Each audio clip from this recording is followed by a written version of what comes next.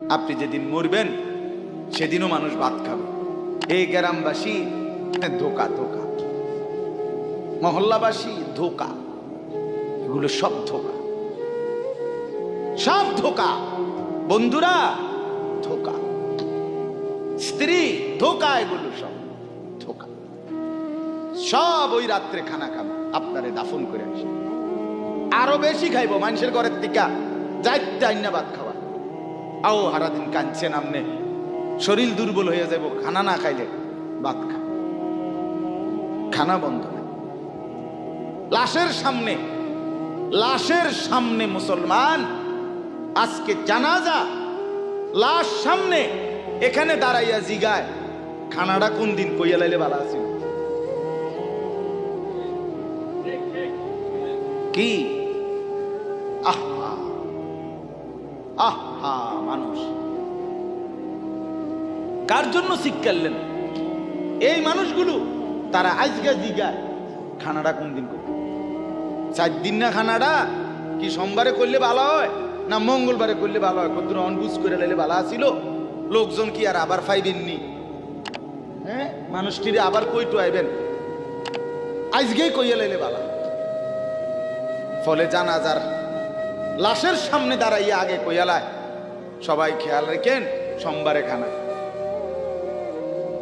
আহ, এর নাম দুনিয়া, এর নাম, এর নাম দুনিয়া। এই জন্য দুনিয়া বড়ই স্বার্থ, এটা রাক্ষস, শুধু গিলে খায়, তৃপ্ত হয় না, তৃপ্ত হয়। সেদিন আমি এক কুটিপতির বাড়িতে গেছি, অনেক বড় সম্পদশালীর বাড়িতে গিয়া তার বাসায় বাথরুমে গেছি। দেখি যে বাথরুমের যে দরজা, দরজার যে সিটকারি লাগায়, তো সিটকারিটা আছে, কিন্তু সিটকারিটা যেটার মধ্যে লাগাই ছোট্ট বল্টু একটা, এটার মধ্যে লাগাই যেটার মধ্যে এটা নাই। এবারে লাভ হইল কি, এটা কিদের মধ্যে লাগায়, কথা বুঝছেন না?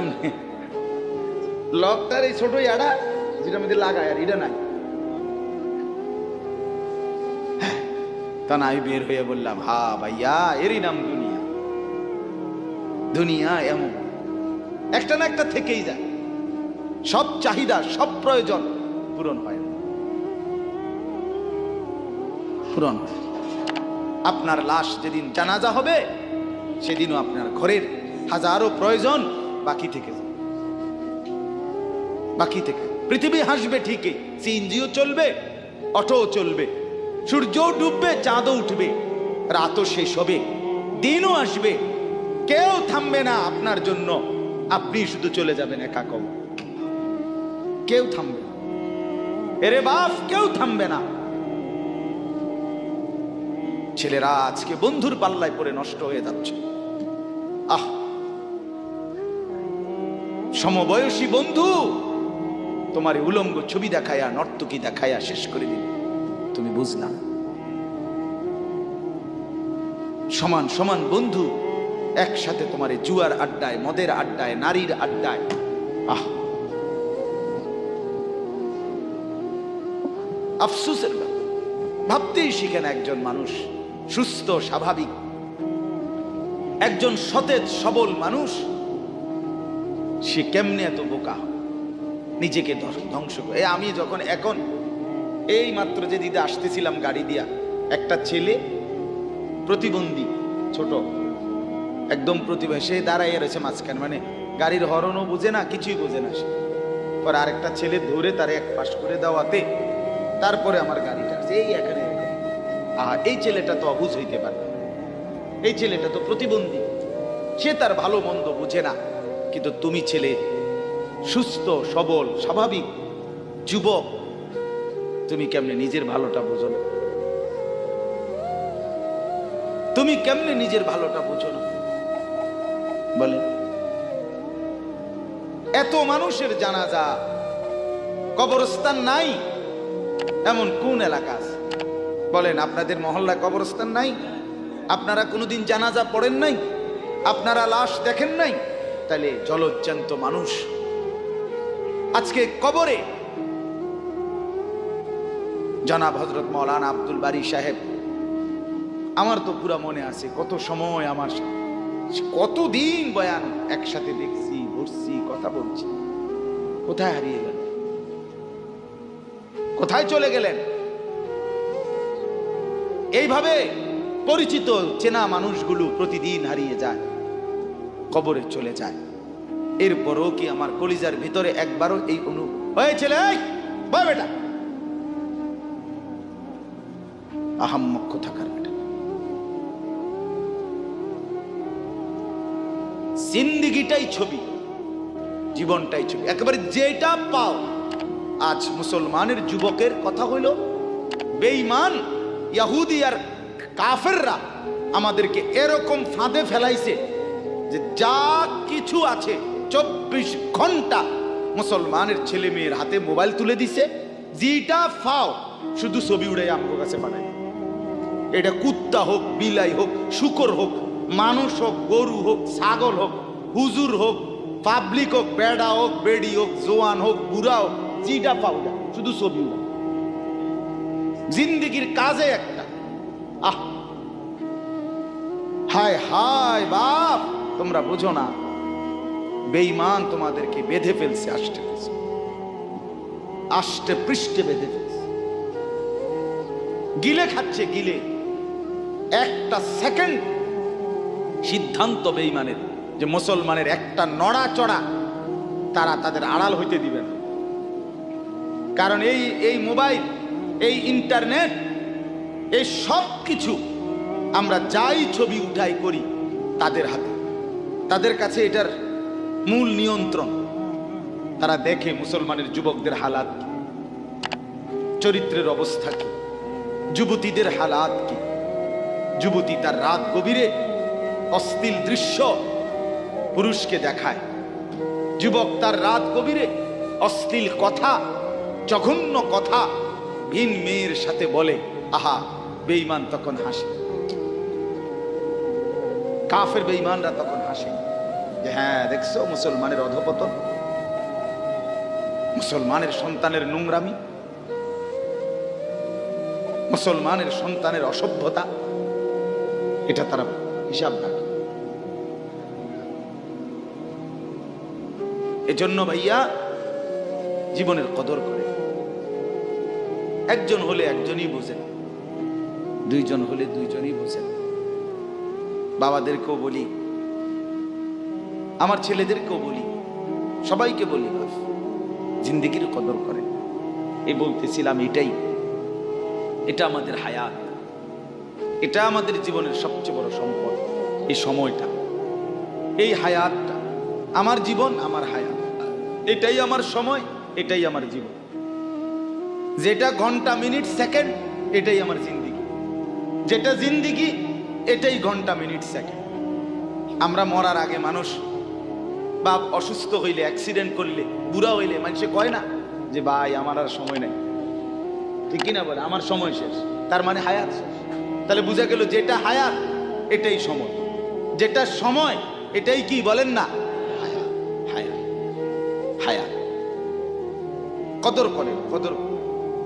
ও ভাই, ওই লাল গেঞ্জি, তুমি উঠা কথা বলো, তুমি বাহিরে গিয়ে কথা বলো, যাও। কাফেল কোথাকার, হে নগদ বুঝায়, হে অনে বুঝাইতে আছে, বুঝতে কি কইছে। তুমি শোনো মিয়া, বললাম না, তুমি আলাদা শোনো। আমি এ ব্যাপারে কঠোর। 10 মিনিটের জন্য যদি বলি, আমার জিন্দিগির সিদ্ধান্ত, গাফেলকে বলবো না, অমনোযোগীকে বলবো না, এটা আমার জিন্দিগির ফয়সালা ইনশাআল্লাহ। সমবয়সী বরবাদ করে দিচ্ছে ছেলেদের কাছে, এক সময় না ভালো হতে দিচ্ছে না। আহ, কোন মা বাপ তার সন্তানকে অসৎ করে গড়ে তোলে নাই। মা তার পেটের থেকে অসৎ সন্তান জন্ম দেয় নাই, পবিত্র সন্তান জন্ম দিয়েছিল। মায়ের বুকের পবিত্র দুধ খাওয়াইছিল, দুধ হালাল পবিত্র। মা পবিত্র এক সন্তান জন্ম দিয়েছে। পরবর্তী এই সমাজ, এই সমবয়সী বন্ধু, এই অশ্লীলতার বেহায়াপনার আড্ডা শেষ করে দিস, শেষ করে দিস। চল কোথায়? ওইখানে দেখছি দুইটা মেয়ে হাঁটতেছে, চল পিছে পিছে হাঁটি। চল কোথায়? ওইখানে চল একটু আড্ডা দিয়ে আসি। শেষ। 3টা বাজে বের হইছে, রাত 10টা বাজে ফিরছে। 7 ঘন্টা সমবয়সী 7-8 জন ছেলে একসাথে ঘুরলা, অথচ তোমার লগের এই 6 জন বন্ধু একবারও বলল না যে আসরের নামাজ পড়তি না, মাগরিব পড়বা না, এশার নামাজ পড়বা না। 7 ঘন্টায় যেই বন্ধুরা একবারও তোমারে 1 ওয়াক্ত নামাজের কথা বলে নাই, বিশ্বাস করো ছেলেরা, এটা বন্ধু না, এটা শয়তান ছাড়া আর কিচ্ছু না। এটা ইবলিস বেটা, এটা শয়তান, এটা তোরে শেষ করে দিবে। তোর আখিরাত তো শেষ করবে, তোর দুনিয়া তোরে অকর্মণ্য অপদার্থ বানাইয়া একটা আকামলা বানাইয়া ছেড়ে দিবে। শেষ পর্যন্ত এক বদনা আলগি দিতে আর ক্ষেত্রে বলতায়। তার মা যদি বলে 1 জগ পানি দাও, পাইতাম না। তার বাপেরে যদি বলে যে তার বাপের লেগে বাজারে এ বাড়িকে বইরা কত বাত গুন দিয়ে আইও, পাইতাম। কি পারতি না কেন? ভাল লাগে না।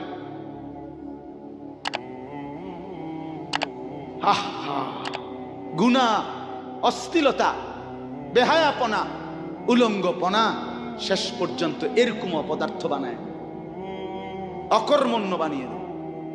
হযরত আব্দুল্লাহ ইবনে আব্বাস রাদিয়াল্লাহু তাআলা আনহু বলেন, প্রত্যেকটা গুনাহ মানুষকে দুর্বল করে দেয়। আপনি যতবার নারী দেখবেন ভিন নারী, খোদার কসম আপনার শক্তি সামর্থ্য দুর্বল হবে। জিনা, ব্যভিচার, মদ, জুয়া, সুদ, ঘুষ, অশ্লীল দৃশ্য, নাচ গান আপনাকে দুর্বল বানাবে।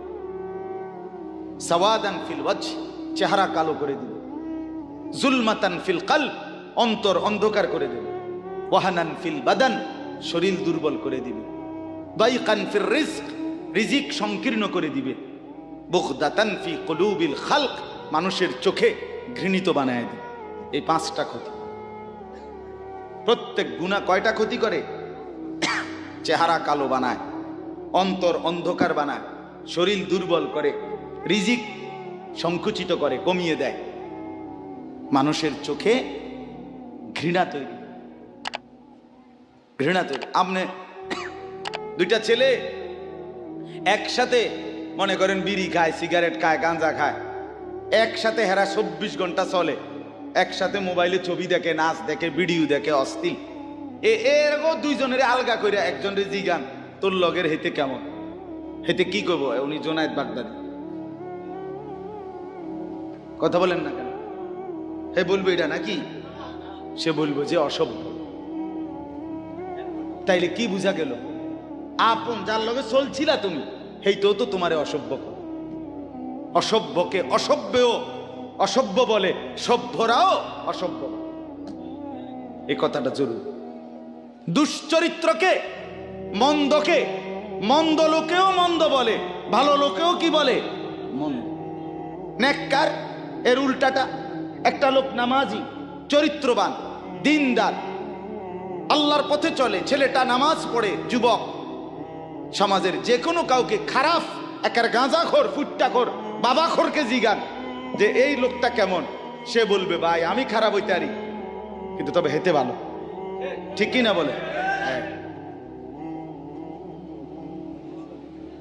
এজন্য প্রিয় বন্ধু, আবারও বলছি, বাপ জিন্দেগি নষ্ট করেন, হায়াতের কদর করেন, জীবনের কদর করেন, জীবন সুন্দর করেন। আপনার দিকে আপনি নজর দেন, আপনার দিকে। ছেলেদেরকে বলি, বাবা তুমি তোমার আপাদমস্তক দেখো, তোমার এই চুল মুসলমানের তো, তুমি খেয়াল করো। গোটা পৃথিবীতে এই আজকে ছেলেদের, তোমাদের যাদের চুল বড় বড় এলোমেলো, এগুলো সবগুলো ইয়াহুদিদের চুল। আর এই ইয়াহুদির, এই জালেম ইসরায়েলের এই ইয়াহুদিরা বলছে গাজা, ফিলিস্তিনের মুসলমানের এরিয়াকে 24 ঘন্টার মধ্যে বলছে ছেড়ে দিতে। রক্তে ভাসায় ফেলতেছে মুসলমানের তাজা খুন। আজকে 75 বছর একটানা মুসলমানের রক্ত ঝরাচ্ছে ফিলিস্তিনে এই ইসরায়েলের ইয়াহুদিরা।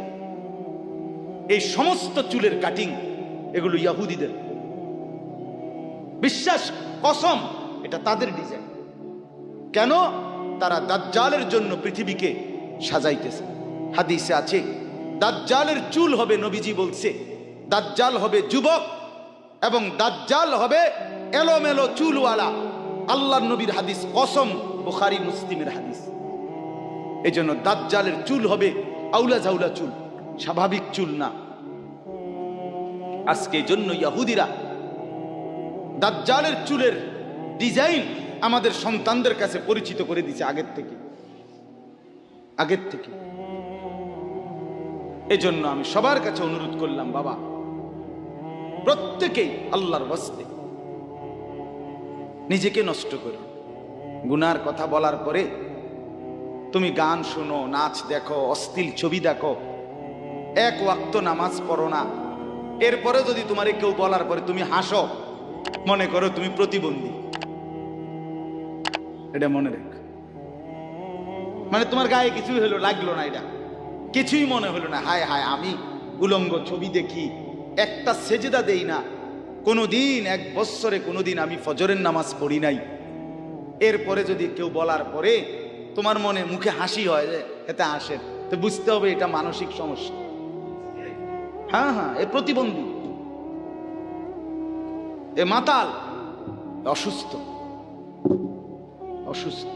আমি নিজে পাবনা, গত মাসে আমি পাবনা গেছিলাম, বিকাল বেলা আসরের নামাজের পরে পাবনা মানসিক হাসপাতাল, যেটা আমি নিজে দেখতে গেছি, আমার ওই এলাকার ওরা নিয়ে গেছে, এই বাংলাদেশের সবচেয়ে বড় মেন্টাল হসপিটাল যেটা।